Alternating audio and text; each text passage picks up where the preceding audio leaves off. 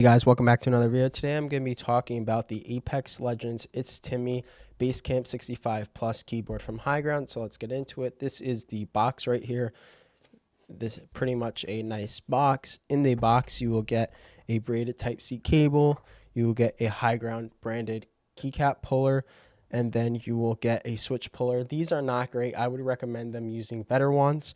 But let's get into the keyboard itself. This is wired only. It does not support wireless or Bluetooth. So if you want that, this is not for you. This is the mechanical version, by the way, but it does come in Hall effect. In terms of these keycaps, these are die-sub PBT. They're not the thickest, like double shot type keycaps, but it's very possible that this was the best type of material suitable for design. So I can't really say that these are bad. I can't really complain.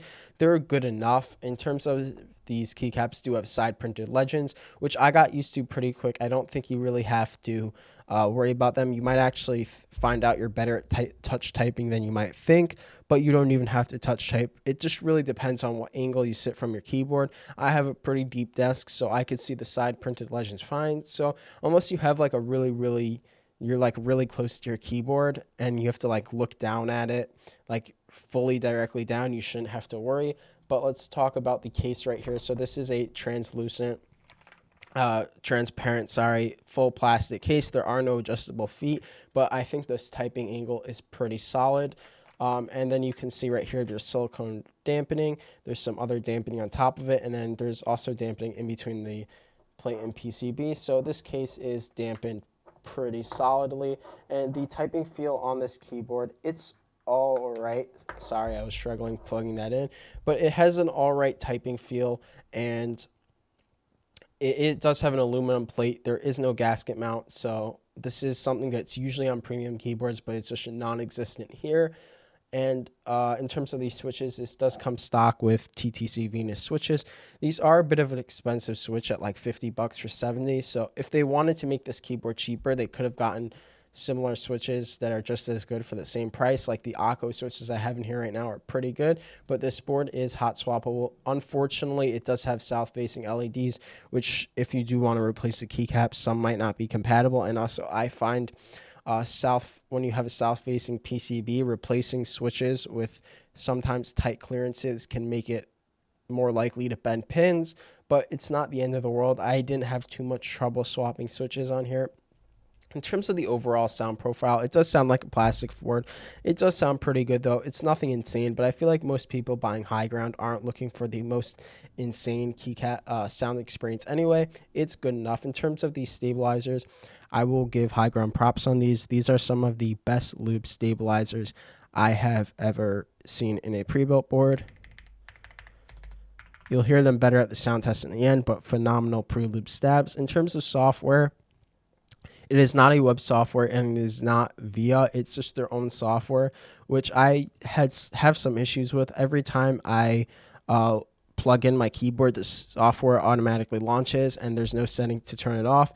And I also had my page up and page down button bind it to volume up and volume off, and it just didn't work half the time. Like it's working right now, but just half the time it just stopped working. And let me just show you the RGB real quick.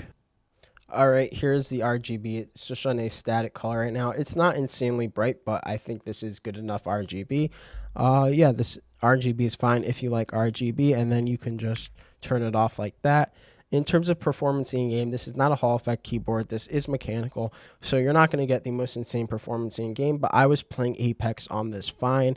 I don't think there's an insane difference between having a rapid trigger and a mechanical keyboard unless you're playing on a super high level. Like, I didn't feel like I was losing too much advantages using this or a Hall effect keyboard. So if you're a more casual gamer or you have some skill but you're not an insanely high level, mechanical is fine, but you can always go and look at their Hall effect version.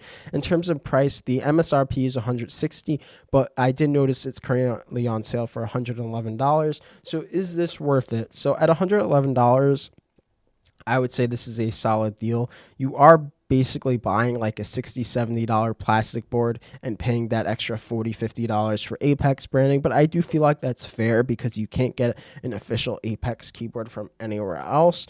So I wouldn't recommend the regular black and white topographic keycap colors because you can buy a aluminum board for $70 and knock some topographic keycaps on there. But I do think if you want Apex keyboard, $111, this is an easy recommend. It's just a solid keyboard. It doesn't do anything insane. It is missing some features, but it is an enjoyable experience and a decent package. That's pretty much it. Thanks for watching, and I'll leave you with a sound test.